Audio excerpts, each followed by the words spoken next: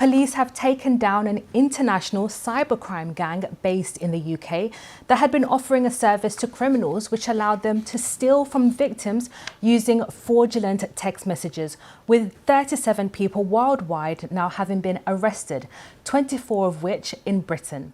They thought they were untouchable.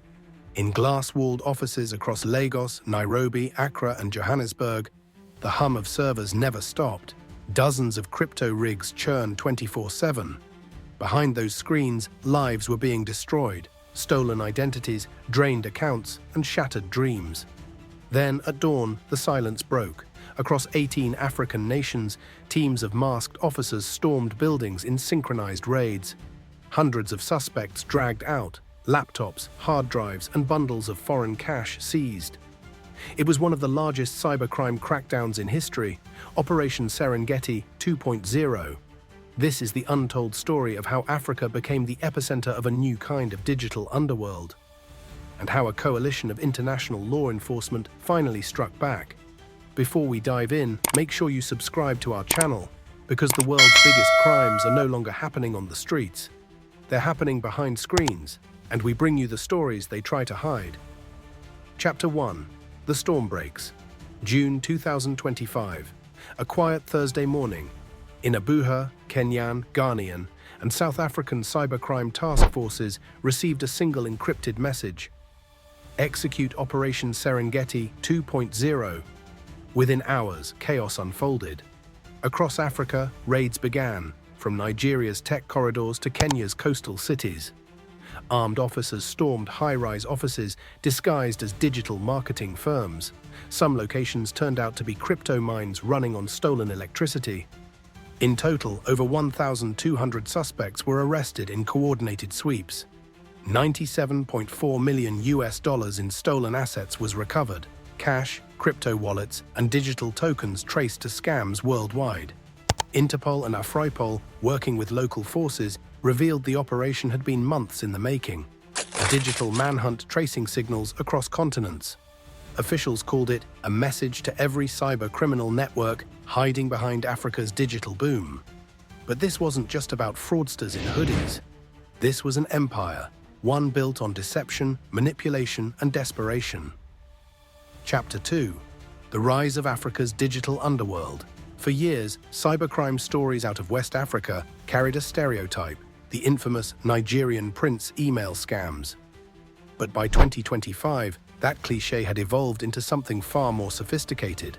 Young, educated, and often unemployed tech graduates turned to online fraud as their version of entrepreneurship. What began as small-scale email scams exploded into multinational syndicates, blending fake investment platforms, crypto trading sites, and recruitment scams targeting victims across Europe, North America, and Asia. Behind it all were layers of hierarchy: recruiters, coders, launderers, and closers. Some operated legitimate-looking startups, co-working hubs with neon signs, crypto charts on screens, and social media influencers promoting get-rich-quick apps. Authorities estimate these cyber syndicates may have generated over $3 billion globally in the last 2 years alone. But the brilliance of the operation lay in its camouflage. Most of these crimes weren't run from dark alleys. They were happening in open daylight, powered by legitimate infrastructure and fueled by cryptocurrency. Chapter 3. The new face of fraud. One of the most shocking findings from Operation Serengeti 2.0 was the rise of crypto mining as a disguise. Investigators discovered warehouses full of mining rigs, but instead of mining legitimate tokens, the operations were being used to launder stolen crypto. Here's how it worked. Hackers stole funds through phishing scams or Ponzi investment apps. That crypto was then mixed, mined, or transferred across dozens of wallets through complex blockchain chains, effectively washing the money. When police raided one site in Ghana, they found an entire data center running on government-subsidized electricity, producing fake transaction histories to conceal criminal income. Meanwhile, call centers posing as global trading platforms were cold-calling victims from London to Los Angeles. Some even used AI-generated voice assistants to sound professional, offering fake portfolio consultations and promising unrealistic returns. Every second, a victim somewhere in the world was sending money into a black hole controlled by these networks. And yet, until Serengeti 2.0, almost no one realized how interconnected these scams had become.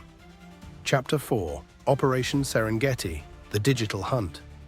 Interpol had been tracking a series of online scams since 2024, but a breakthrough came early 2025 when investigators traced identical blockchain signatures across multiple African crypto wallets.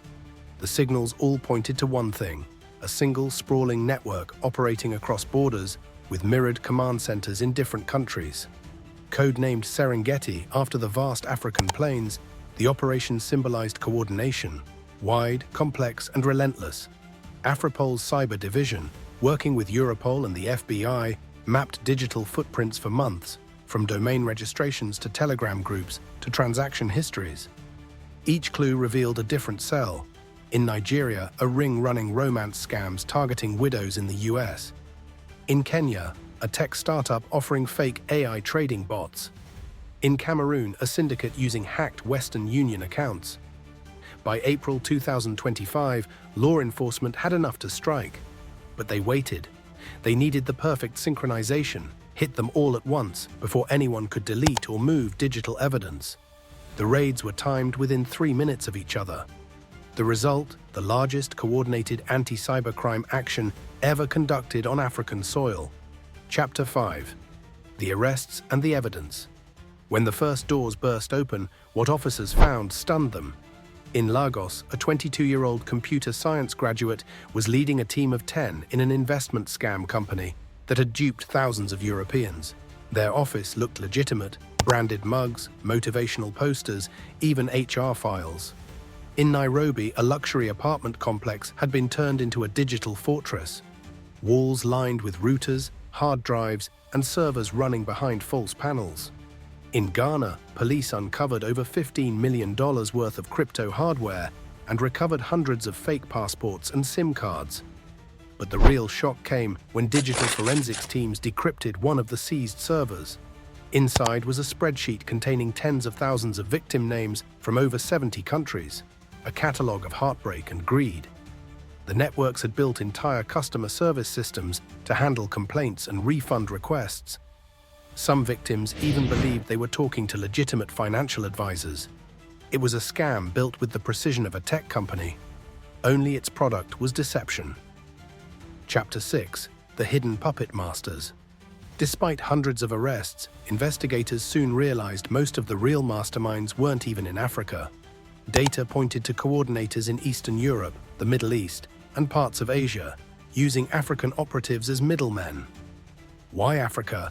Because it offered the perfect mix: high internet penetration, low regulation, and vast numbers of skilled but underemployed youth.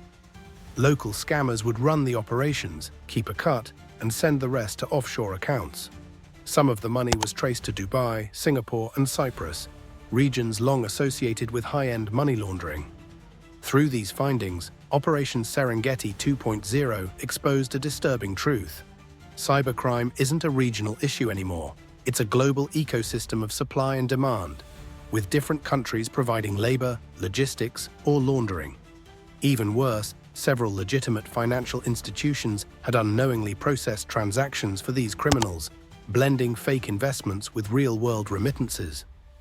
Chapter 7: The Psychology of Scamming. What drives someone to run a global scam? Many of those arrested weren't hardened criminals. Some were recent graduates, some former call center agents. Most said the same thing: there were no jobs. To them, running a crypto scam wasn't seen as real crime. It was digital survival, the line between ambition and immorality blurred by poverty and opportunity. One suspect told reporters, "We weren't stealing. We were just playing the game the world plays with us." But for the victims, the cost was devastating. Retirees losing life savings, students losing tuition funds, families left in debt. The emotional manipulation was calculated. Fake love stories, fake mentors, fake investments, all designed to build trust before the strike. It revealed the dark heart of modern fraud, human empathy turned into currency. Chapter 8: Global Impact, the Domino Effect. Operation Serengeti 2.0 didn't just capture scammers. It exposed a global infrastructure of cyber fraud. Authorities in Europe, the US, and Asia have since launched parallel investigations after data recovered from African servers revealed links to other continents. Interpol says the recovered assets, nearly $97.4 million, represent only a fraction of the stolen funds. The true figure may exceed $500 million worldwide. Even more alarming was the use of AI-driven phishing, deepfake videos, and fake crypto influencers, many of which were run from these African hubs. In one case, a scammer used AI to recreate the voice of a European financial CEO, calling investors directly to lure them into fake projects. The line between digital illusion and reality had completely dissolved. Chapter 9. The Aftermath, Power and Vacuum. Following the arrests, African governments faced a tough dilemma. The cybercrime economy had become so large that thousands of people, knowingly or not, depended on it for income. When Operation Serengeti 2.0 dismantled those networks, it didn't just break laws, it broke livelihoods. Analysts warned that unless governments provided legitimate digital job opportunities, new networks would soon rise. Already, smaller copycat groups are emerging, more secretive, more decentralized, using AI-based automation to run scams with fewer human operators. The cycle continues, global demand for easy money feeding off local desperation. But what changed after Serengeti 2.0 was the awareness. The myth that online scams were a fringe problem shattered overnight. The world realized Africa wasn't the origin of the threat, it was just the front line. Chapter 10. A warning from the future. Cybercrime has evolved beyond geography. It no longer needs a gun, a gang, or a getaway car. All it takes is an internet connection and the willingness to cross ethical lines. Interpol officials say that for every syndicate they dismantle, 2 more appear. And the next wars won't be fought in streets or battlefields. They'll be fought in data centers and encrypted chats. Operation Serengeti 2.0 was a major victory. But in the world of cybercrime, victories are temporary. As one investigator put it, we didn't shut them down. We only made them migrate. The digital Serengeti is vast, and the predators have learned to hide better. What happened in Africa wasn't just a crime story. It was a mirror of our times. Technology gave us power, connection, and opportunity. But it also gave criminals new tools, faster, smarter, and invisible. Operation Serengeti 2.0 was the wake-up call the world needed. But will it be enough? Or will the next generation of scammers evolve faster than we can catch them? If you want to understand the real battles shaping our future, the ones happening in the shadows of cyberspace, subscribe now and turn on notifications. Because this story isn't over. The next operation has already begun. And you'll want to be here when it does.